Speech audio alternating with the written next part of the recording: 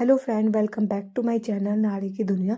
आज मैं डिस्कस करूंगी कि हाउसवाइफ की 3 मिस्टेक, वो ऐसी कौन सी 3 मिस्टेक करती हैं कि वो सक्सेसफुल तो होना चाहती हैं लेकिन वो सक्सेसफुल हो नहीं पाती, या फिर वो कोशिश तो करती हैं लेकिन फिर भी कहीं ना कहीं वो कमी रह जाती है। तो सबसे पहला तो वो सबसे ज़्यादा लड़कियां ये सोचती हैं, फेल होने का उन्हें डर लगता है।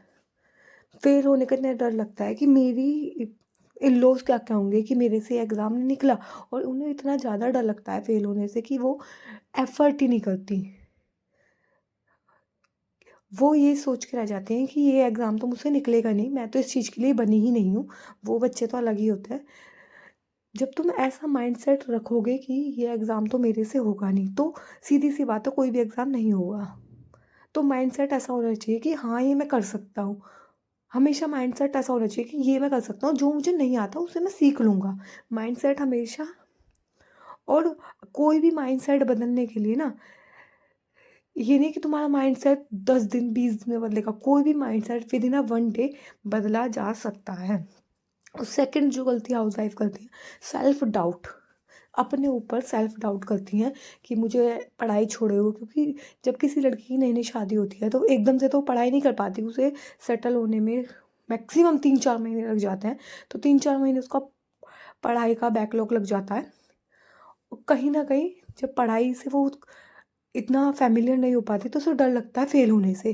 तो अपने ऊपर वो सेल्फ डाउट करने लग जाती है। तो और सबसे पहले वो जो सब्जेक्ट उठाती हैं, वो भी हार्ड ही उठाती हैं मोस्टली। तो जो भी सब्जेक्ट भी तुम उठाओ ना, वो भी आसान हो, जो तुम्हें पढ़ने में अच्छा लगे। अगर किसी को हिंदी भी पसंद है तो हिंदी भी पढ़ो। ठीक है, अब हिंदी आसान है, कम से कम कॉन्फिडेंट तो बिल्ड होगा कि हाँ, हमने हिंदी कर ली। या किसी को जीएस पसंद हो सकती है, किसी को इंग्लिश पसंद हो सकती है। तो सबके अपने-अपने सब्जेक्ट होते हैं। हर किसी को एक कम्फर्ट ज़ोन पे जाके वो पढ़ रहा होता है। तो तुम ये देखो कि तुम्हें क्या-क्या पसंद है। और बहुत सारी जो हाउसवाइफ़ हैं, वो ये गलतियाँ करती हैं कि वो शुरुआत तो कर देती हैं, लेकिन ख़त्म कब करना है या कैसे ख़त्म करना है वो नहीं कर पाती। वो डिसाइड ही नहीं होता ख़त्म कब करना है। हमें कोई भी काम शुरुआत करने से पहले उसको ख़त्म होने का भी पता होना चाहिए कि हाँ, मुझे 1 हफ़्ते में ये काम करना है या 1 वीक में ये काम करना है। जब हम एक डेडलाइन डाल देते हैं कि हाँ, हम पे ये डेडलाइन है, तो हम अच्छी परफ़ॉर्मेंस देते हैं।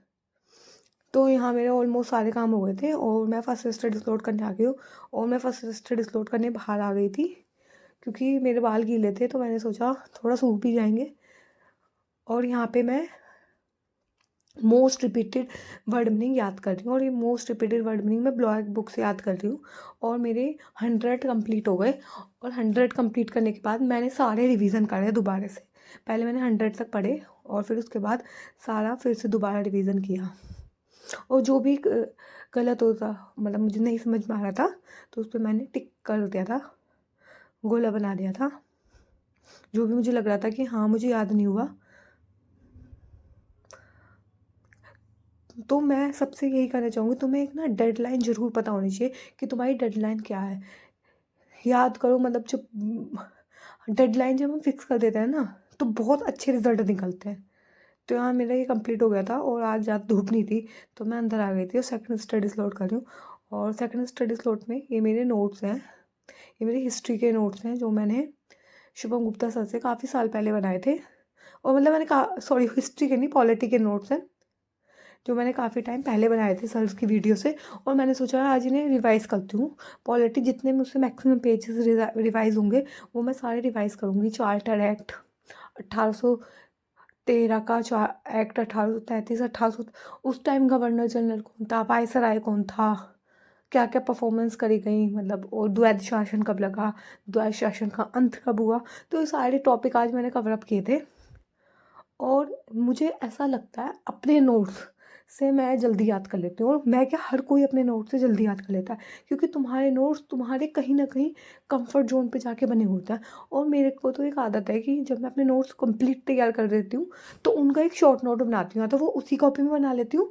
अब मैंने एक अलग कॉपी रख ली है शॉर्ट नोट की। हाँ, लास्ट टाइम अगर पेपर है तो लास्ट टाइम पे सिर्फ ये पन्ना पन्ना पढ़ के चले जाओ, क्योंकि सारे चीज़ों का रिवीजन हम नहीं कर सकते लास्ट टाइम पे। सपोज अब पेपर है तो मैं सब ये कॉपी लेके बैठ के याद नहीं कर सकती, तो मैं एक शॉर्ट नोट बना के रखती हूँ। तो सिमिलरली मैंने पॉलिटी के भी शॉर्ट नोट इसके आगे अटैच कर रखे थे, पहले मैंने वो पढ़े तो सारा फ्लैशबैक घूम जाता है।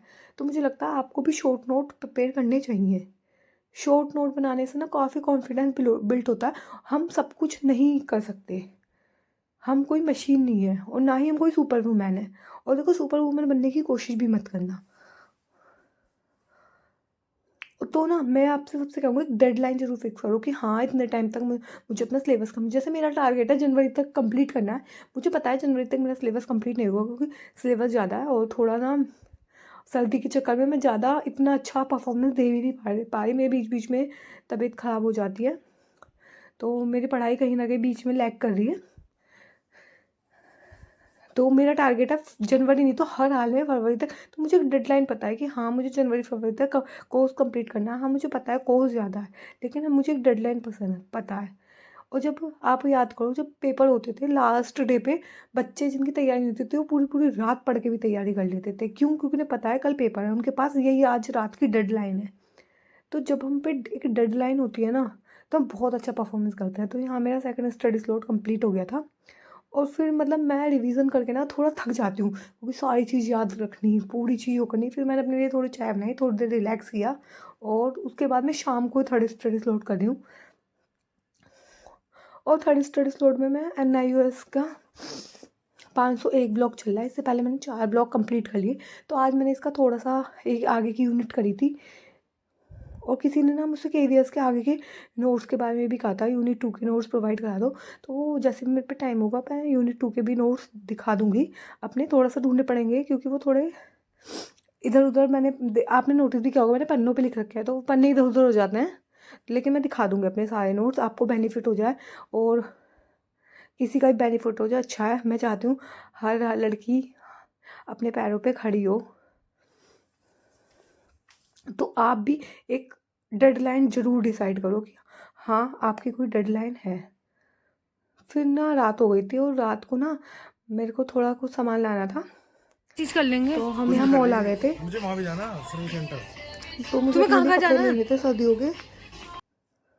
तो मैं अपने हस्बैंड के साथ मॉल आ गई थी, क्योंकि दिन में तो मतलब वो ऑफिस जाते हैं तो टाइम नहीं मिलता, तो शाम के टाइम ही टाइम मिलता है। तो मैंने अपने लिए 2 टॉप और एक दो चीज़ और ली थी। तो आप भी एक डेडलाइन फिक्स ज़रूर करो कि हाँ आपको क्या डेडलाइन करनी है और आपको क्या आगे करना है। और आपको अपना गोल ज़रूर पता होना चाहिए कि आपका गोल क्या है।